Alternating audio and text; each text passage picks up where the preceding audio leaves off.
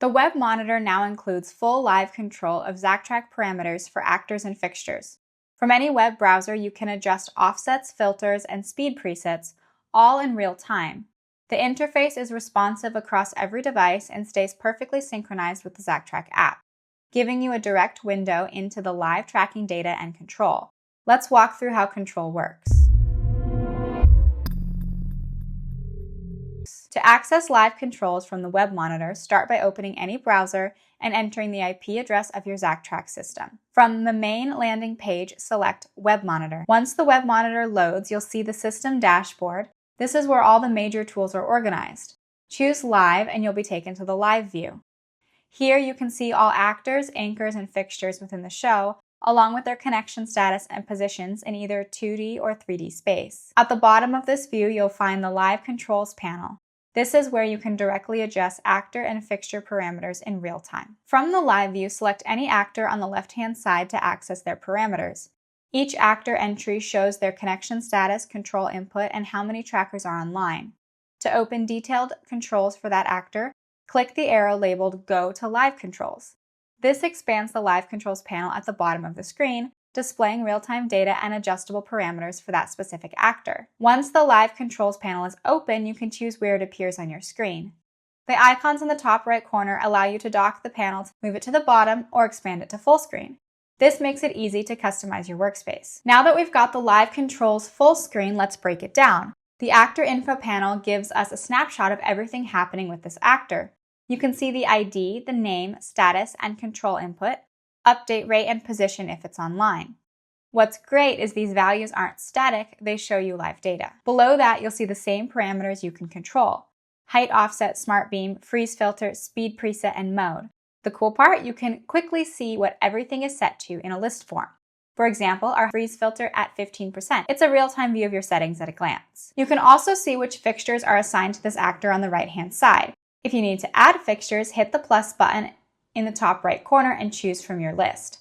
It's super intuitive and you can assign and remove fixtures right here, giving you full flexibility. Alright, with that overview, let's move on to what each of these controls actually does. Before we dive into each attribute, it's important to know that if you want to control these settings from the web monitor's live view, you'll need to turn on manual override. That's that little toggle in the top right-hand corner of each attribute box. When it's yellow, you know you're overriding any incoming values from a DMX console or OSC source. Once that's on, you're fully in control from here. Height offset adjusts the position of all fixtures following the actor along the Z-axis. It's measured in millimeters, and you can see the current value displayed just above the slider. This setting is especially useful when the tracker isn't perfectly centered on the performer. If the tracker is clipped to a belt, you might add a bit of height to raise the beam toward the face, or if it's hidden higher, like above, under a hat or a wig, you can apply a negative offset to bring the light back down. You can disable height offset entirely by using the checkbox to the right if you need to bypass it during setup or calibration. Speed preset determines how quickly fixtures respond to the movement from the tracker. You can choose between slow, medium, and fast using the drop-down menu. Each preset corresponds to prediction and smoothing values defined in the fixture type. Prediction helps the system anticipate where the actor will be next, while smoothing determines how responsive or stable the motion appears on stage. Choosing a slower preset gives you a steadier, more gradual movement, which works well for calm or stationary performers. Faster presets increase responsiveness, ideal for quick movements or high-energy performances. Smart Beam automatically adjusts the zoom and iris of each fixture to maintain a constant beam diameter as the actor moves across the stage. It's measured in millimeters. Simply set the size you want. Calculations are based on the physical zoom and iris ranges defined in the fixture type, so make sure those values are accurate for your specific lights. When configured correctly, Smart Beam keeps your beam size visually consistent no matter how far or close the actor is from the fixtures. Freeze Filter helps smooth out small unwanted movements when an actor is standing still. By increasing this value, you reduce how much the fixtures react to every minor motion from the tracker. A lower setting keeps that response quick and fluid, ideal for scenes with fast movement. A higher setting adds stability, preventing the light from wiggling when an actor is mostly stationary. Setting freeze to 100 will completely stop the fixtures from following, so it's best used only when the actor isn't moving. Each actor has 4 available modes: active, force 2D, dimmer off, and inactive. Active enables tracking and allows fixtures to follow the actor normally. Force 2D limits tracking to X and Y axes only. Dimmer off keeps the tracking active but displays output from the linked fixtures. Inactive removes the actor from tracking completely. Fallback assigns a backup source to take over if the primary tracker goes offline.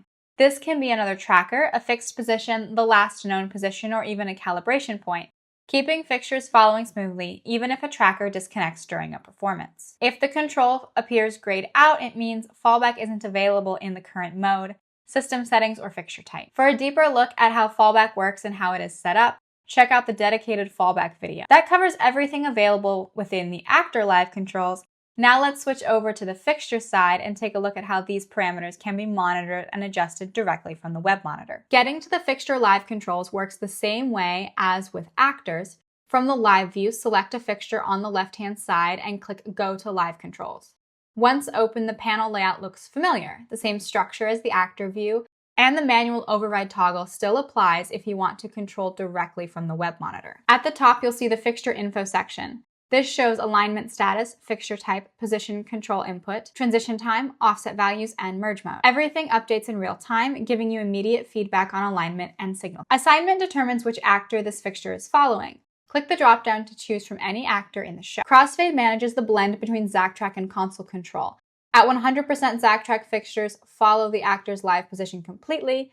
At 100% console, only console data is used. Anywhere in between merges the two sources.